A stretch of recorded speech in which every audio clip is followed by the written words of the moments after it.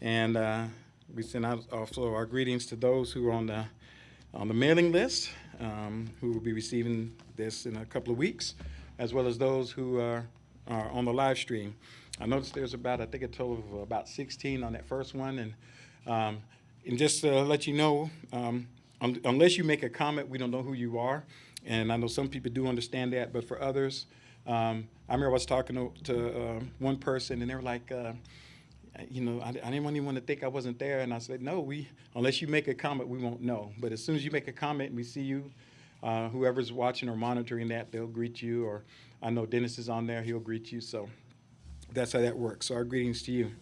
The title today is real simple, just one word. It's called walk. And I'll tell you why I called it that. So we'll just start off with a couple of scriptures, just kind of lay the groundwork and give an idea. If you go to Genesis 5,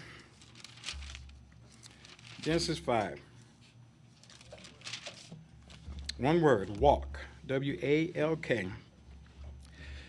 And just a real simple verse. And I'm not going to expound on this verse. I will get to others, but one of the earliest verses I can remember seeing this in Genesis 5, when it's talking about, it goes through the lineage of, starting at Adam and goes on down. And in verse 22 and 21, it says Enoch lived 65 years, and then he fathered Methuselah. And in verse 22, and it says, and Enoch walked with Yahweh 300 years after he fathered Methuselah. And then it said he fathered sons and daughters. And I looked at that he walked with him. And in some translations, when you go to Genesis 6, we won't go there, but when it talks about Jonah, it says Jonah, walked with Yahweh. I think it is in verse 9. And Genesis 6:9, it says, and these are generations of Noah, a righteous man who had been without blemish in his generations, and Noah walked with Yahweh. I want to read a couple of more. Let's go to Deuteronomy.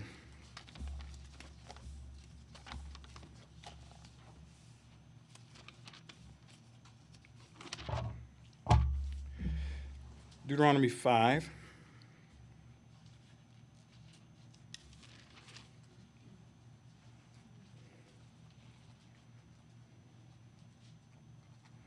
And so at the end, we'll start in verse 32. Yahweh spoke, and he had told Moses, you stand here, and I'll tell you what to say, and all these things. And in verse 32, it says, he's still speaking. He says, and you shall be careful to do as Yahweh your sovereign has commanded you. You shall not turn aside to the right or to the left. Verse 33, you shall walk in all the ways which Yahweh your sovereign has commanded you, so that you may live, and that good may be to you, and you may prolong your days in the land which you possess. And I'm going to read one more. Deuteronomy 8.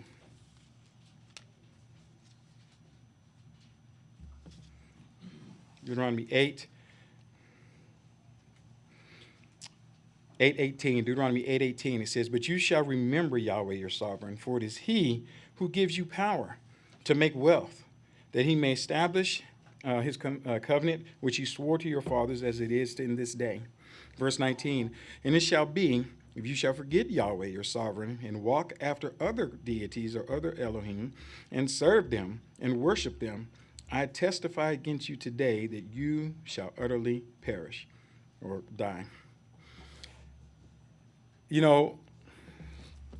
We talk a lot. I thought about the message Robert gave some time ago about, faith.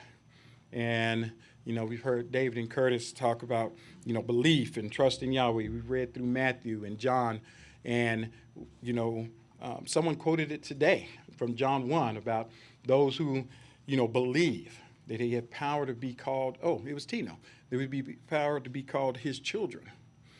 And a lot of people, when they say belief or faith, they kind of sometimes don't understand what that means. I believe. There's a lot of people that believe things. But do you act on it? I thought about it when Anthony read that verse in James, when it says, about being hearers only. It says, don't be hearers only, but doers of the word. It requires us to do something.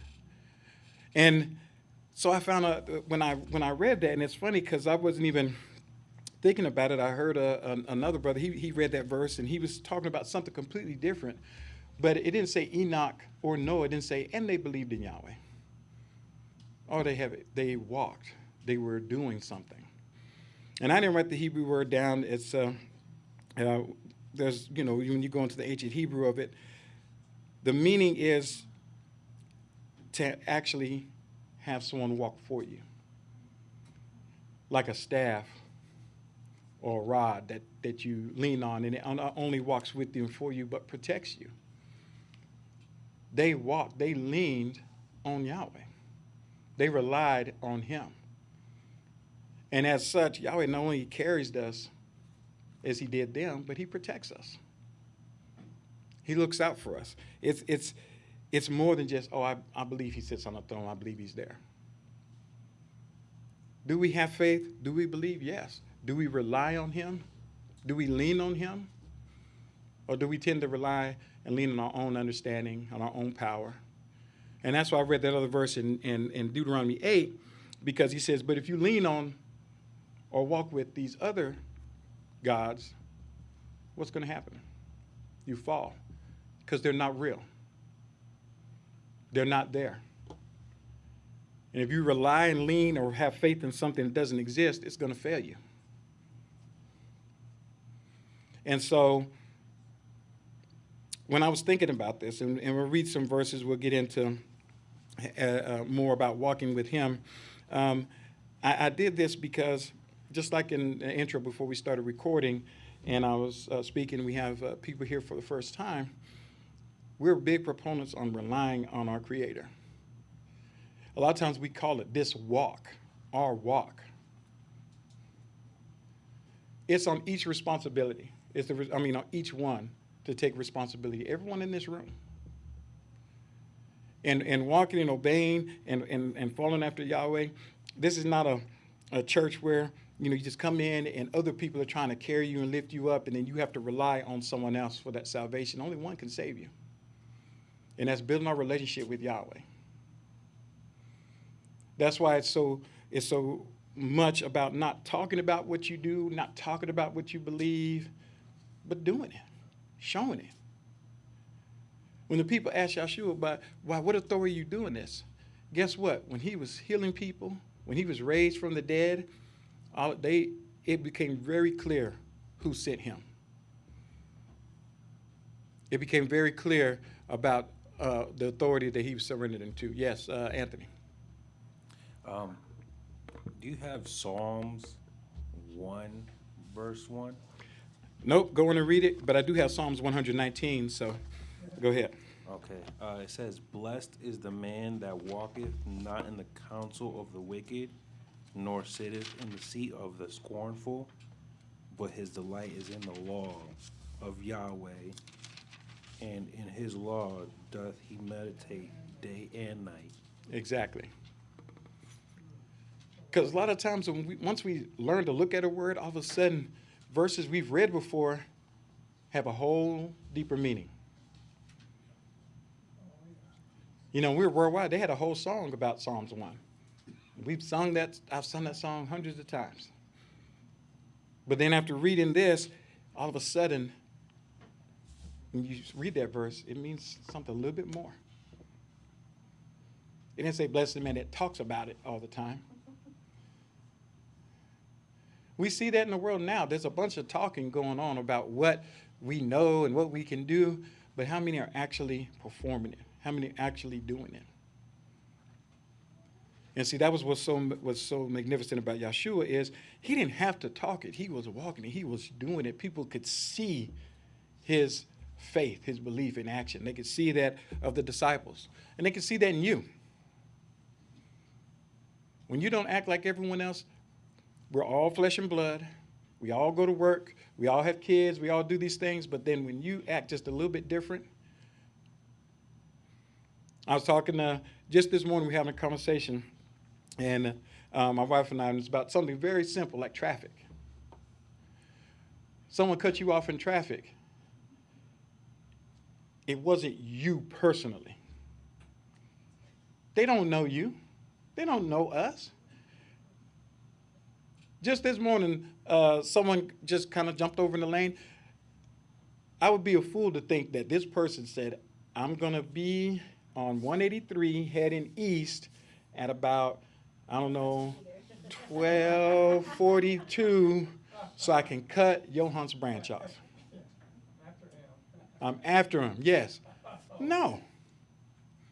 But when they do, some of us react like it's personal, like how dare they do that to me? They were going to do that whether it was you, it was whoever was there, that's who they're going to do it to. They didn't mean to. And I haven't told the story in a long time. I was going through Shreveport. If anyone knows where Shreveport, Louisiana is, it can be rough. And I'm heading down 171. I'm going south down there. And this dude kind of swerved in my lane, and he went this way, then he cut over in front of me, and then he jumped over in this other lane. And I'm thinking, this dude, what is going on with him? So I was thinking, I said, I'm not going to, I didn't have a weapon to brandish, but I said, I'm not going to cuss him out. I'm not going to flip him off, but maybe I'm going to pull up next to him and give him a look. So I pull up next to him because he finally got to a stoplight. I pull up next to him, and I look over at him, and this dude is just bawling like uncontrollably. It's been a long time since I've seen someone cry that hard. And when he got to the light, he had his head in his hands, he was just crying. It just took, you could imagine that sinking feeling like, oh my goodness. So yeah, he was driving badly. And yeah, he cut me off. But he was not thinking about me.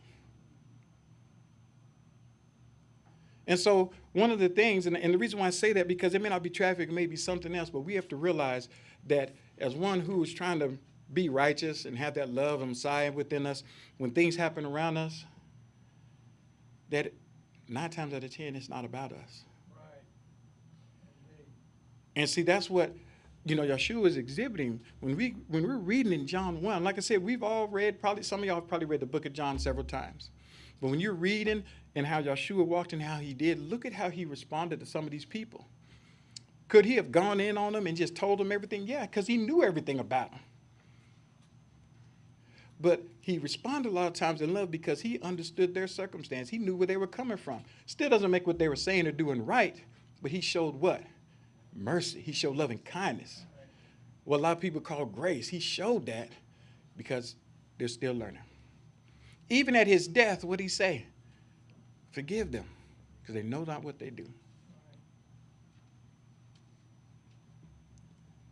And so that's what is so important when we talk about our walk. So thank you, Anthony, for sharing that with us. Psalms 119. I'm going to read a couple of verses here, just the first 3. Psalms 119, starting in verse 1. It says, blessed are the upright in the way who what? Walk in the law or the Torah of Yahweh.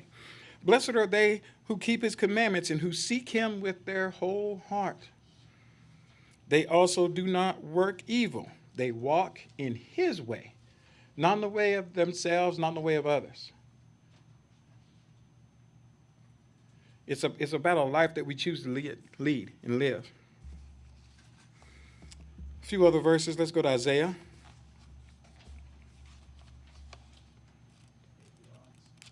Yes, Tino.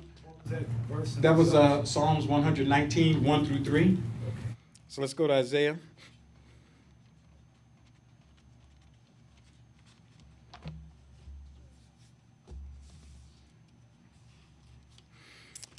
And Robert already read it, but I'm going to read it again. Isaiah chapter 30. Yeah. I told Tino, I said, Tino, he took one of my verses.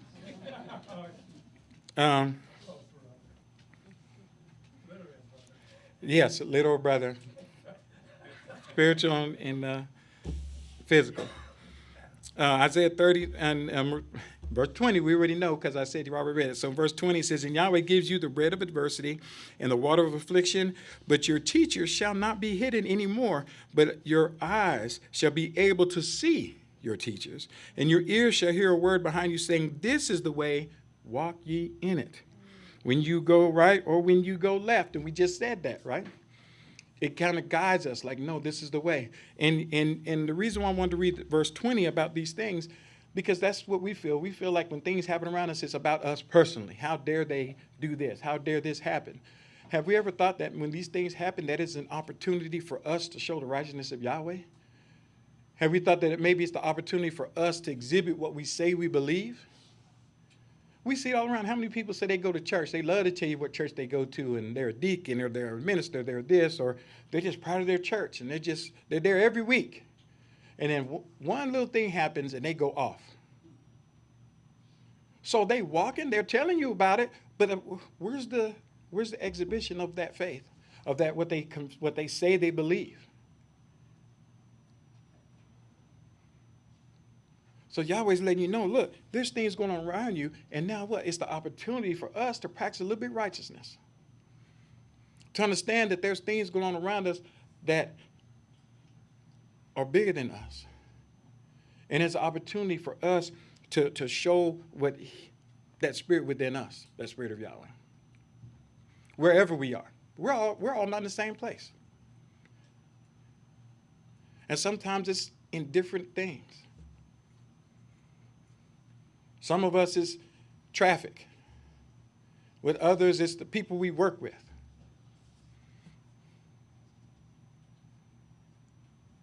I work in education. It's a whole different ballgame. When you expect behavior from children, but the teachers are acting like the children.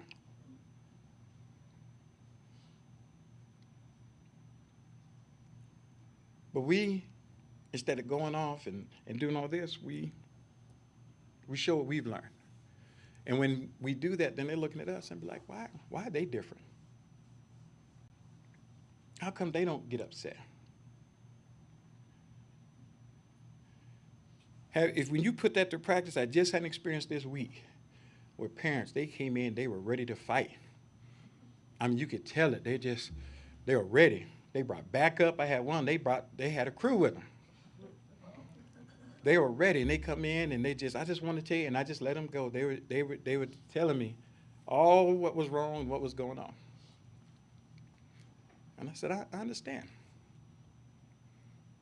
So how can I work with you to fix it? You'd be surprised how disarming that is. They weren't expecting that, because what they're used to is people telling, well, and that was what one of them was getting ready to respond, because she was like, what you not going to do? You're not like, no, we're not going to start off like that. Even though you could understand that would be the response. You feel attacked. And unjustifiably attacked, because what they were mad about had nothing to do with me. And I say that because that's going to happen with all of us. You're going to feel attacked, and a lot of times what they're attacking you about is not really what they're attacking you about. So how can we fix this? Remember when the person came to Yahshua, and the woman, she couldn't even get the words out. Remember, she was crying, she was washing his feet, and what did he say to her? Your sins are forgiven. How can you be mad about that?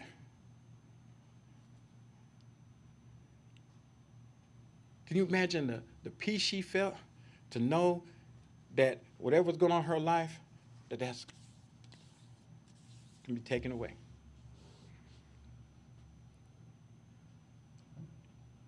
And all of y'all have the power to do that, because y'all know something that most people don't know. And that's the word.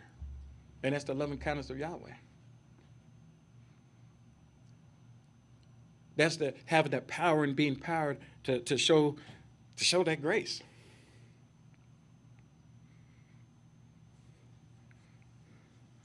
So Yahweh says you're going to have all these things, he says, but there's going to be that spirit, that word that says, hey, this is the way. This is how you handle it. This is how you do it. Micah 4.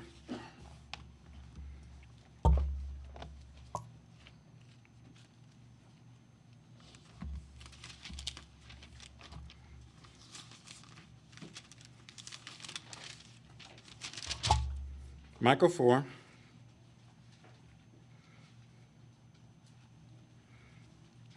And it's just one verse, because I just like it. This Micah 4, verse 5 says, for all the people walk, each one in the name of his mighty one, his Elohim. Micah 4, verse 5.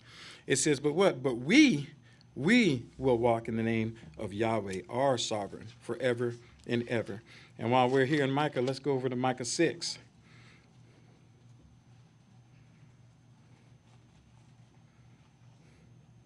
Micah 6 and verse 6, Micah 6:6 says this: with what shall I come before Yahweh to bow myself before the loftiness of my sovereign? Shall I come before him with burnt offerings, with the calves of the sons of a year? Will Yahweh be pleased with thousands of rams, with 10,000 of ointments of oil?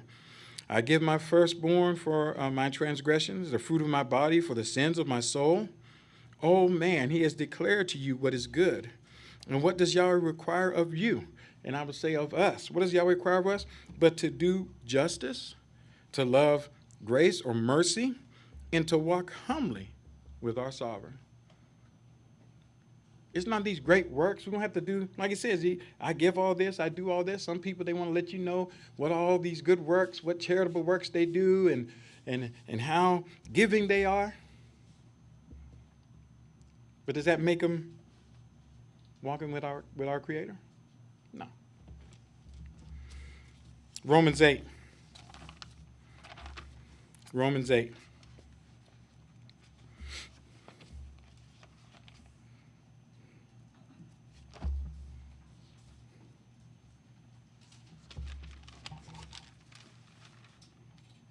Romans 8, let's start in verse 1.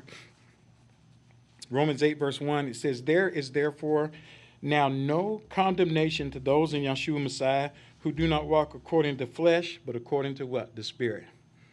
And he's saying this, he understood this because, as Yeshua said, Yahweh seeks those who worship him in spirit and in truth. Continuing on, Romans 8, verse 2, it says, for the law of the Spirit of life, which is in Yeshua Messiah, set me free from the law of sin and death. For the Torah, or the law, being powerless, in that it was weak through the flesh, Yahweh sending his own Son in a likeness of sinful flesh, and concerning sin, condemned sin in the flesh, so that the righteous demand of the law, or the Torah, might be fulfilled in us, those not walking after the flesh, but according to the Spirit. That's what we're doing. That's what guides us. That's what's within us. And like I'm glad, I'll say it again when Brother Jesse shared that. When he says we got to receive it. But the Spirit's not going to force itself on us.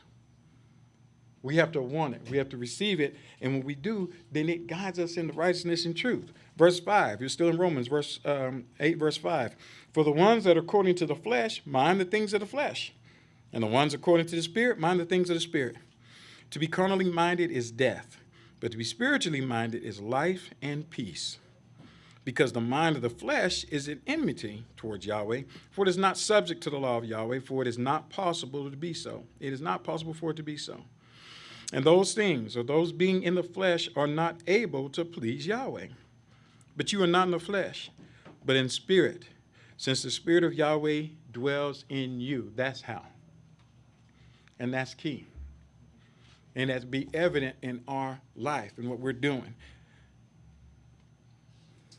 So it dwells in you. We're still in verse 9. But if anyone has not the Spirit of Messiah, this one does not belong to him.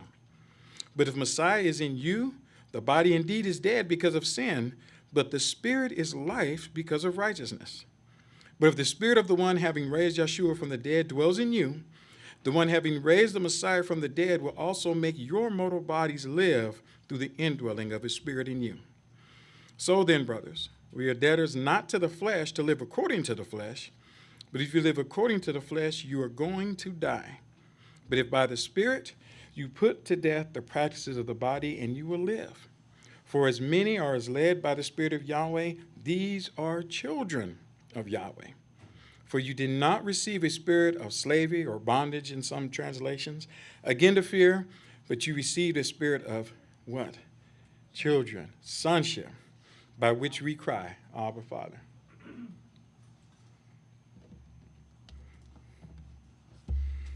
Galatians 5 says this was Jesse's first time here. I didn't want to say he took my verse either, but he did. Yeah, but that's okay. I guess we're supposed to hear it. I remember David said, when that happened, he said, that's how we know we must be saying something right, because that's confirmation. If someone else read it, I never met Jesse before the first day, and he's already got a verse from what I was going to speak. That must mean we're supposed to say it. Yeah, second witness. So in Galatians 5, I'll start a little bit earlier. We're going to start in verse 16. Galatians 5:16 says, "But I say, if you walk in the Spirit, the lust of the flesh will not overtake you." And then once again, that's the flesh to get angry, to lose control, to want things we don't want. It doesn't always have to be bad. Well, we consider to be bad or violence towards others. It could be towards ourselves. You know, wanting things that aren't good for us, whatever it is. It won't overtake you. Verse 17, "For the flesh lusts against the Spirit, and the Spirit against the flesh. And these are opposed to one another, so you are not able to do as you desire. But if you are led by the Spirit, you are not under," and he means the penalty. A lot of people, they think, oh, see, we're not under the law. No, he's like, you're not under that penalty of the law. Back in the day, you commit adultery, they took you out and stoned you to death. That doesn't happen now. Yahweh allows favor. He allows us to ask for forgiveness. That's what he does. And that's what he did through Messiah Yeshua. Verse 19, "Now the works of the flesh are clearly revealed, which are," and he has a whole list: adultery, impurity, uncleanness, lustfulness, idolatry, witchcraft, enmity, fighting, jealousy. Got a lot of that going on, don't we? Jealousies, anger, rivalries, stubbornness, divisions, heresies, envy, murder, drunkenness, reveling, and things like these. He's not giving us an exhaustive list. So if you're looking on here and be like, oh, what I'm doing is not on the list, I'm good. No, he's like, and everything like it. He's just giving you examples. Things like these, of which I tell you beforehand, as I also said before, that the ones practicing such things will not inherit the kingdom of Yahweh. See, because there's a lot of people who do these things, but yet they say, I believe. I believe. I go to service. I heard someone, oh, yes, go ahead. I was just going to say, James is such a great book. We're pulling from a lot today. And he also said faith without works is dead. That's right. Got to show it. Because that's what the master did. And that's what was so key when Robert was speaking earlier. And they kept saying, by what authority? See, they just want him to talk about it all the time. Because what authority were they invoking? The Pharisees and Sadducees, who did they say was their authority? Remember when Saul was going around persecuting people? He said what? He got letters of authority from who? Wasn't from Yahweh. But he had authority, right?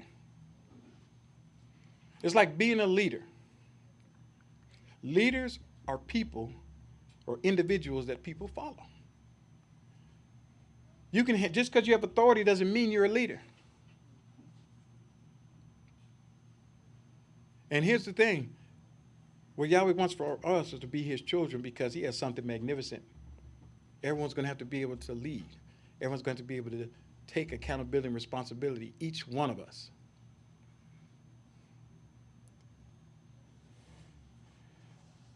Verse 22, but the fruit of the Spirit, meaning evidence of it: love, joy, peace, patience, kindness, goodness, faith. These are things that are evident. These are things that people can see. You don't have to tell someone you have joy. They can see it. You don't have to tell someone that you're patient. They'll be able to see it. That's why when people say things to us and we frown up and they say, what's wrong? Nothing. They know you're lying. They can see it on your face. They see it or you talk to people and they tense up. Body language. Remember that? Someone's glad to see you. Hey, and you're like, hey, I want to tell you something. And they start doing like this. You know they're not trying to hear you. And they're like, no, go on, I'm listening. No, you're not. Which is why when you were little and you do this, your mom said, uncross your arms. Stop rolling your eyes. Look at me. Because they knew. And you'd be like, I am listening. No, you're not. They knew. Because we think listening is, I'm looking at you, I'm looking at your mouth move, just go on. No. Listening is when you're attentive, not just hearing. Goodness, faith, meekness, and then like the brother shared earlier, self-control. Self-control, that's a big one. I literally, You know, in education, there's a big thing called FERPA. You can't say things that reveal the identity of the person you're talking about. I'm not going to use initials or anything. I just had this student that hit another student, and we were talking like, what happened? Don't lie. And he's like, well, I was doing this, and we were playing the game, and he kept changing the rules of the game, and I was getting frustrated. Okay, and because I'm looking at the other one over here, he's clearly been hit. And what happened? This boy said, I don't know, I got possessed. He said he was possessed. I don't know. My son, my daughter here, they teach elementary. Have you heard that one yet? About kids saying they possessed? Okay. They both teach as well. He said he was possessed, so he don't know what happened after that point.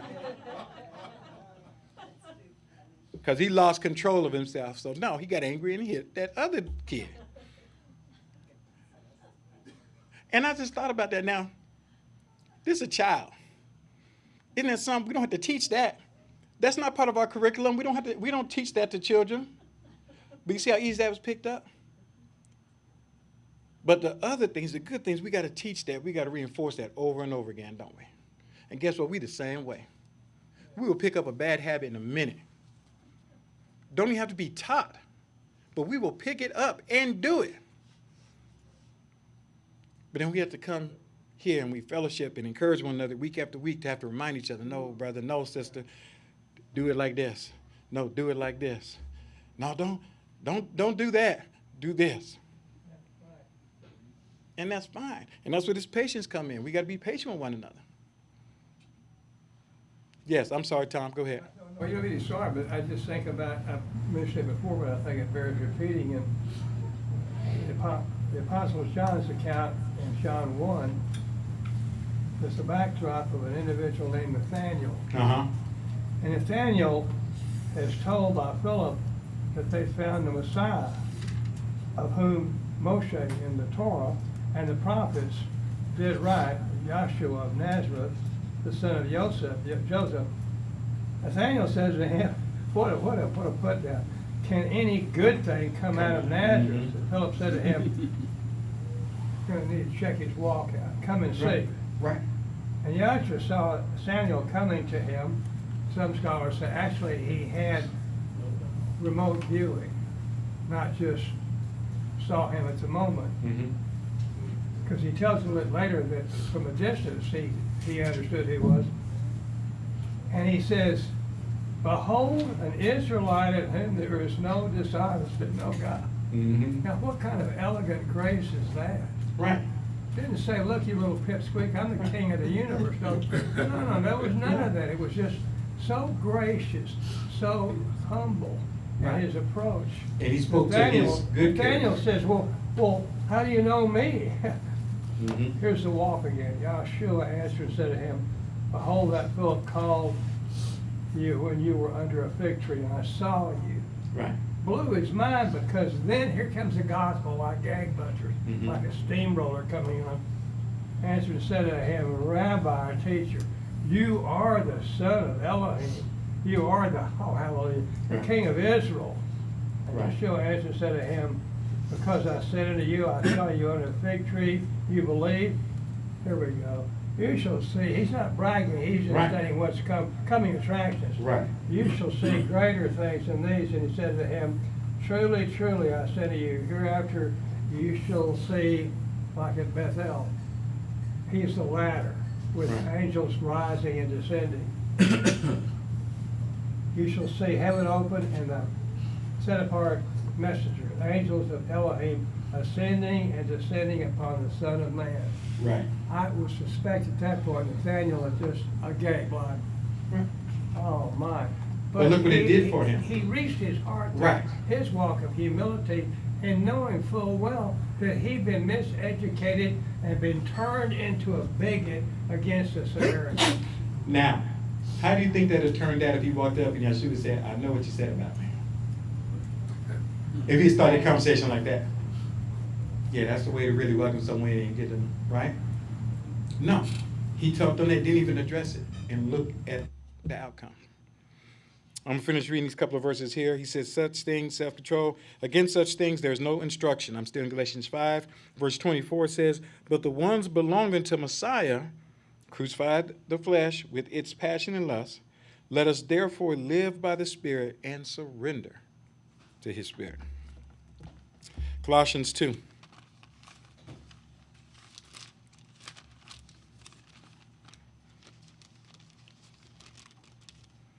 Colossians 2, we just start in verse 1 here.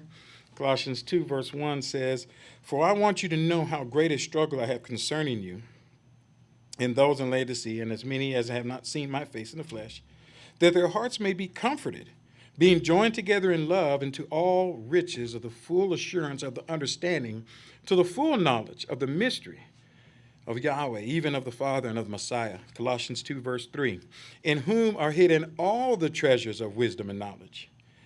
And yeah, that's a whole nother discussion. I won't go there. And I say this, that no one may beguile you with persuasive words. For though I'm indeed absent in the flesh, yet I'm with you in spirit, rejoicing and seeing your order and firmness of your, and here it is now, that faith or belief in Messiah. And isn't it interesting when he says that, then you will be revealed the full wisdom and knowledge so that you're not, deceived and taken in where people can tell you something and beguile you, he says. Verse 6, therefore, just as you accepted Messiah, Yeshua our master, so you must, be led by him. And that's one of the things, that word about walk, when it talks about as a staff, it talks about being led by or carried or walked for. And here it is. Now we're being led by him, by his Spirit. This is walking with him. Verse 7. We'll just stop there, being led by Messiah. Now I want to read a couple more. Verse 7. Being rooted and being built up in him and being confirmed in the faith or belief, even as you were taught, abounding in it with thanksgiving. Watch that there not be one misleading you. How? Through philosophy and empty deceit, according to the traditions of men. Tina and I were just talking about that. Through the traditions of men, according to the elements of the world, and not according to Messiah. There's a school of thought. It's called the pyramid of, DIKW. It's data, information, and then decays knowledge, and then wisdom. And it goes like this. And I'm just not going to get it, but it's just interesting because it fits what we're talking about here. We can, data, these are just points, things that feed us, and it informs us. And once we're informed, then we can't come to a sense of knowledge, but having that knowledge is not good enough. What is wisdom? It says the fear of Yahweh is the beginning of wisdom, doesn't it? Do we not want to know what's actually true and what's really going on? And he's saying here that, have we met people that no matter what you tell them, no matter what evidence you present to them, they are just not going to accept what's true about the situation? No matter what. But through Messiah, once again, through this walking with him, that won't happen to us. Not because we're so smart, but his Spirit within us helps us to understand. Verse 9, for in him, meaning Messiah, dwells all the fullness of the divinity bodily, and it is through him that you have been made complete, for he is the head of all angelic orders and authority. He is the head of authority. John 12.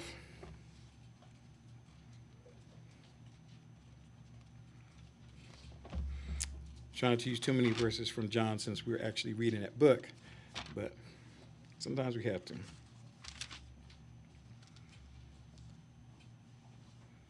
John 12, and we know this verse almost by heart. A lot of us do. I was looking at the wrong one. John 12.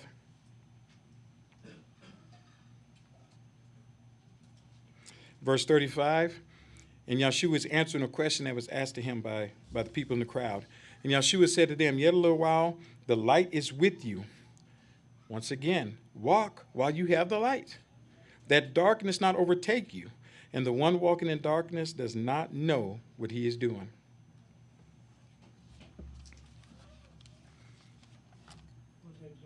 That was John 12, verse 35. Now let's go to 1 John. Because in 1 John, he talks a little bit more about this light. 1 John 1.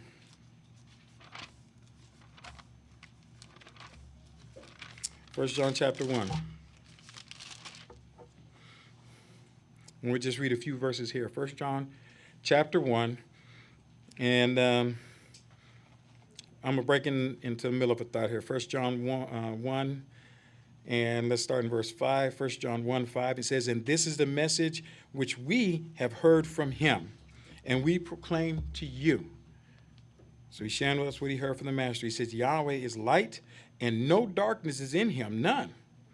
If we say that we have fellowship with him, and we what? Walk in darkness, something we have that's nothing, we lie and are not practicing the truth.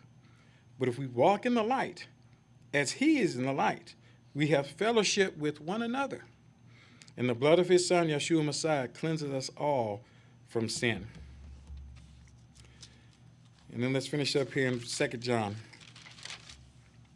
2 John. There's only one chapter, so 2 John and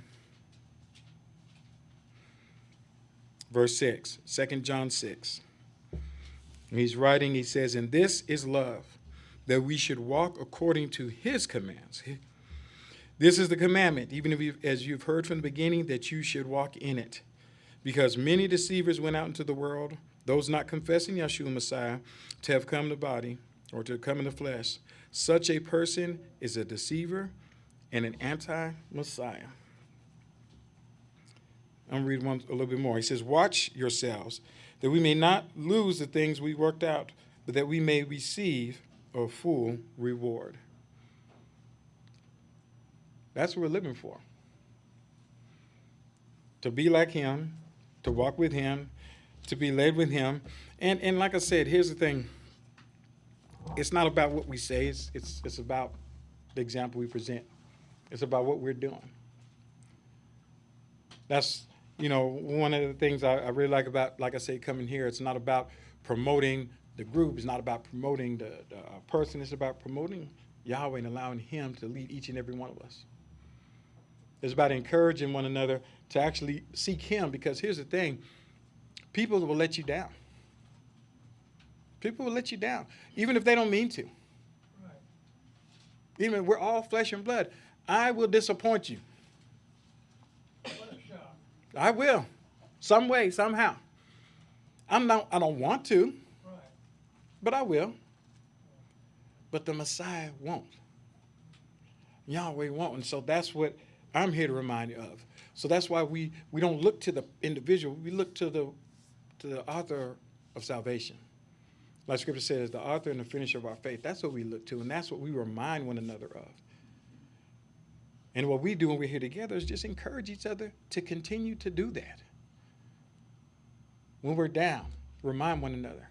Encourage one another. Lift each other up. Because a lot of us need encouragement. There's a lot of us going through things. And so that's what we're to do if we love our brethren. Any questions, comments? Anything you need me to cover? Yes, Tom? I had a Bible study with a friend of mine who's a devout Southern Baptist, and he is leading this congregation where he's been. It's right across the street from where I live. Mm-hmm. That is concerned about a breakup in the congregation because that individual there has been their chief counsel, bottle washer, they say all that, Right. for 60 years. I said Right. 60, but he said, I've got a concern that there's just gonna be a breakup after that. I said, surely, and I've been there with you in some studies over to that church group, trying to learn what they're about and introduce myself. And they'd ask me what makes me tick biblically and vice versa. And I said, surely they're not so foolish to be over a man a possibility of a schism. He said, oh, you don't know how some of them have been so devoted to his walk. Right. It's just the way to put it. Right. And my heart just sunk because I thought, how sad that even though we should esteem very highly those that labor in word and doctrine, esteem them for the work's sake, as the Right. scripture says, not to the point where we lose perspective. If we didn't have a creator that revealed all this and through the Spirit, no human being could possibly be any value at all to us. Right. And he said, well, I know that, but, and I said, friend, I said, truly, there's no but to it. No, there's not. And see, that's one of those, when we read that verse about the teachings of men, the doctrine of men, too many people have been taught and think that they can break the body. No, you can't break up a church. You can break up a church. Oh, yeah. You can cause this evil in a church, in a congregation. But see, people think that their congregation is the body. There you go. It's not. We can be a part of the body. And when we get out of control and start acting foolishly, we can remove ourselves from the true body. But there is not one group here, there, anywhere. There's not one group that is the body. We can be a part of it. And I encourage everyone, be a part of that body. Be a part of the Messiah. I don't make you a part of the body, Messiah. Right. It's our walk. It's our trust and faith in him. I got you. Go ahead, Robert. Yeah, too many people think they can define the body of Messiah. Right. No man can define the No body of man Messiah. can. It's unbreakable. No man can do that. They think, oh, I'm going to show them I'm going to leave. Leave. Okay? Or I'm going to show them I'm going to kick them out. Okay, you just kicked them out of your group. But you haven't put them out of the body. Right. And so therefore, I don't want you to fear, because I certainly don't fear. It's like someone, I'm going to take my ball and go home. Okay, I'll just get another ball. It's not, we see, a lot of times we're worrying about what other people are doing and saying. We need to shift our thinking. I love fellowship and meeting with the brethren. But if I walked in here one day and someone just like, Yohance, we talked about it while you outside in your truck.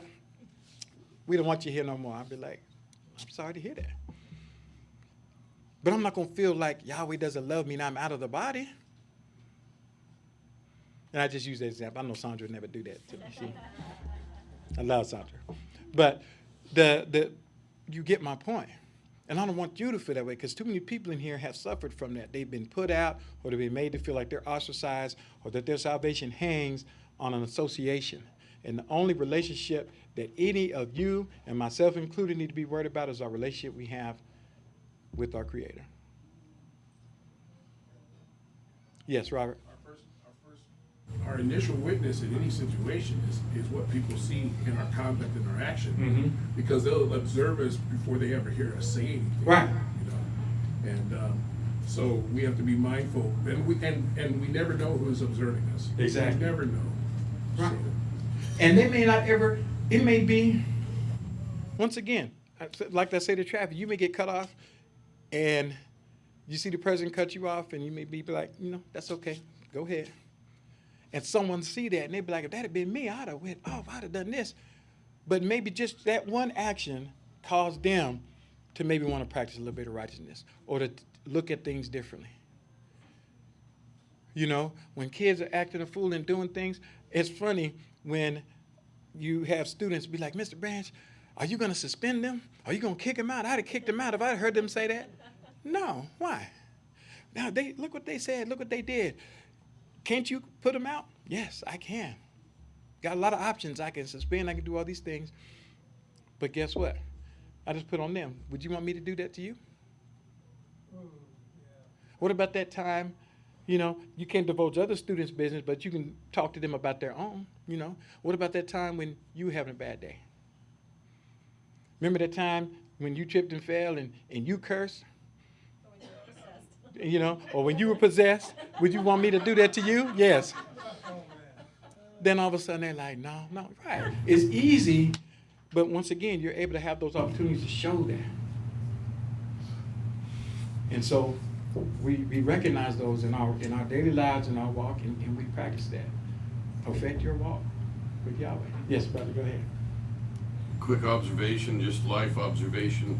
Everybody, we're being watched all the time. Yes. Especially those times when you become possessed. When somebody cuts you off. Right. When you stub your toe. When these unexpected things that just might, test you. Mm-hmm. Somebody's watching you then too. Right. Yep. Absolutely. Well, I appreciate the input. Any other questions or comments? Tom? I was in a congregation in Dallas, Highland Park, just down the street from where Jerry Jones' house is. Right. Old Highland Park. And we had the Sabbath there. I'd been gone out of town on business for a while. I came back and I found out there was some people missing. Mm-hmm. And I said, well, what happened to so-and-so and so-and-so? So some male and female members.